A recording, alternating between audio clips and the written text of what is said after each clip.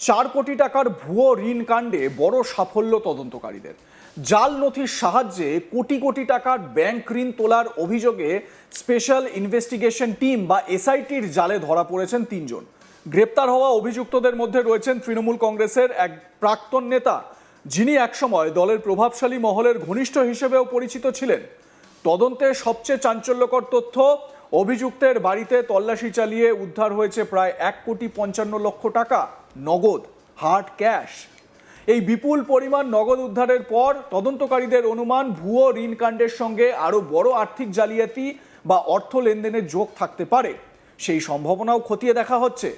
কলকাতা পুলিশের special investigation team SIT Hare Street থানার 269/25 নম্বর মামলার তদন্তে এই সাফল্য পেয়েছে।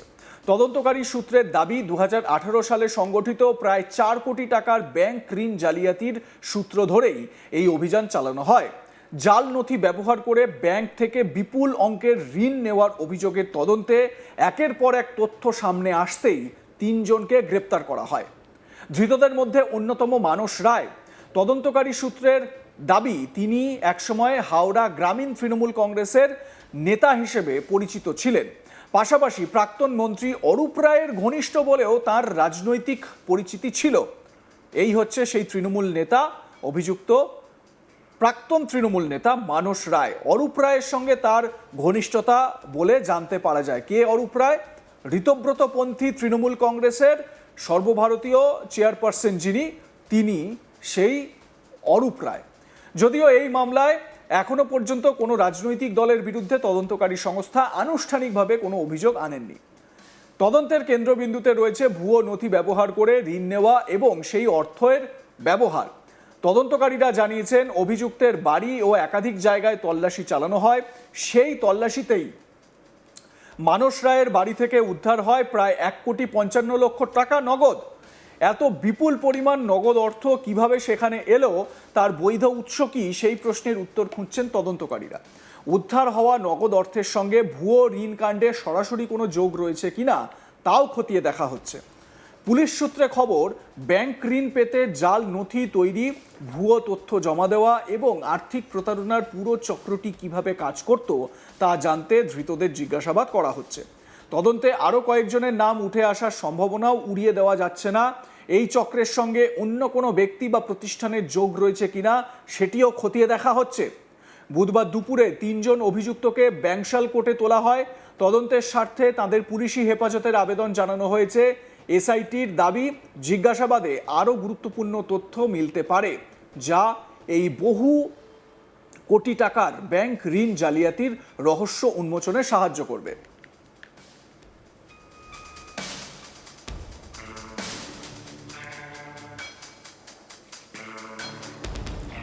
এই হচ্ছে সেই তৃণমূলের নেতা মানস রায়, যার সঙ্গে অরূপ রায়ের সম্পর্ক ছিল। আরও একবার আপনাদের বলে দিই, অরূপ রায়কে ঋতব্রতপন্থী যে তৃণমূল, সেই তৃণমূলের সর্বভারতীয় চেয়ারপারসন অরূপ রায়, মানে মমতা তৃণমূল বা কালীঘাট তৃণমূলে মমতা ব্যানার্জির যে পদ, সেই পদ অরূপ রায়কে দেওয়া হয়েছে।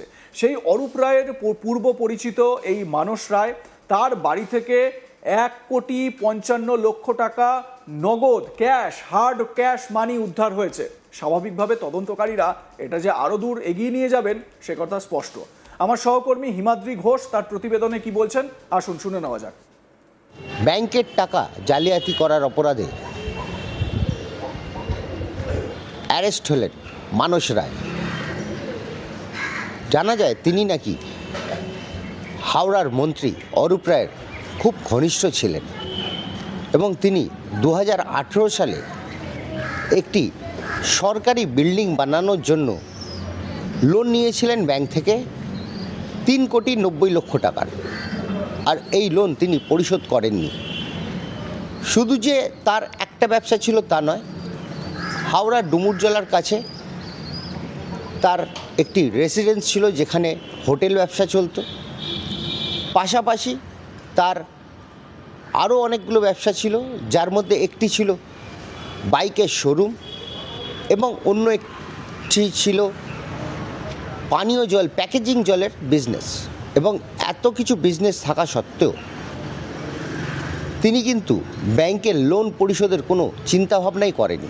2018 সালের এই লোন নেওয়ার ঘটনাকে কেন্দ্র করে গত পরশু দিন মানস রায় এবং তার দুই সঙ্গীকে অ্যারেস্ট করে কলকাতা পুলিশের SIT সিট, এবং এই সিটের আওতার মধ্যে এই তিনজন আটক এবং অ্যারেস্ট হন। তাদেরকে ব্যাংশাল কোর্টে নিয়ে যাওয়া আসা হয় এবং ব্যাংশাল কোর্টে তাদেরকে পুলিশি হেফাজতের জন্য আবেদন করা হয়েছিল। আর এই পুলিশি হেফাজত তারা পেয়ে যায়, তার কারণ তার টোটাল ব্যবসা খতিয়ে দেখা একটা ব্যাপার ছিল। তিনি কি করেছেন সেই টাকাটা বা কোথায় কেন দেননি সেইগুলো দেখার, এবং সেই জায়গায় দাঁড়িয়ে তার একটি ফ্ল্যাট ছিল ডুমুরজলা স্টেডিয়ামের ঠিক পেছনেই, সেখান থেকে উদ্ধার হয় 1,55,00,000 টাকা ক্যাশ। এবং এই সব নিয়ে একটা বড় জোলগোলা হচ্ছে। তবে তাকে দেখা যায় বিভিন্ন অনুষ্ঠানে বিভিন্ন রাজনৈতিক নেতাদের সঙ্গে।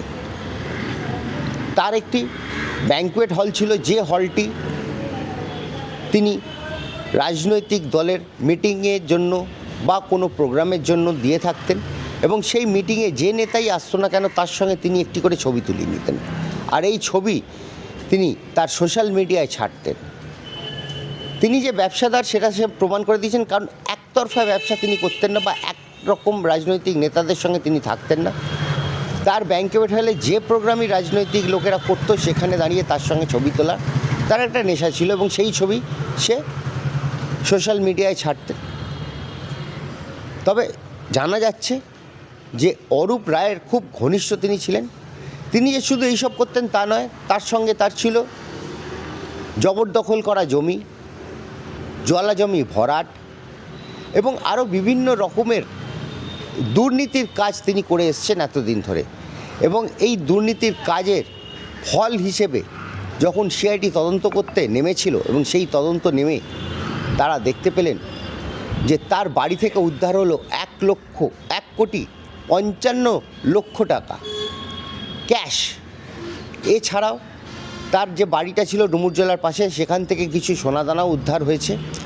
পুলিশ তদন্ত করে দেখছে আরও কত টাকা তিনি তছরূপ করে রেখেছেন, এবং তিনি যে কি কাণ্ড করে এসছেন সেটাই এখন দেখার। শুধু তিনি নয়, তার সঙ্গে দুটো সঙ্গী ছিলেন, সেই দুজন সঙ্গীকেও কিন্তু অ্যারেস্ট করেছে পুলিশ। কলকাতা পুলিশ গত পরশুদিন তাকে ব্যাংশাল কোর্টে নিয়ে যায় এবং পুলিশি হেফাজতের জন্য আবেদন করেন। পুলিশি হেফাজতও পান। এবার পুলিশ আরও তদন্ত করে দেখছে যে তার আর কি রয়েছে সম্পত্তি, এবং তিনি কোন কোন জায়গা থেকে আরও তছরূপ করেছেন, সেটাই এখন প্রশ্ন। আপনাদের মতামত জানাতে থাকুন, দেখতে থাকুন আজ তাক বাংলা, সাবস্ক্রাইব করুন ইউটিউব চ্যানেলটি।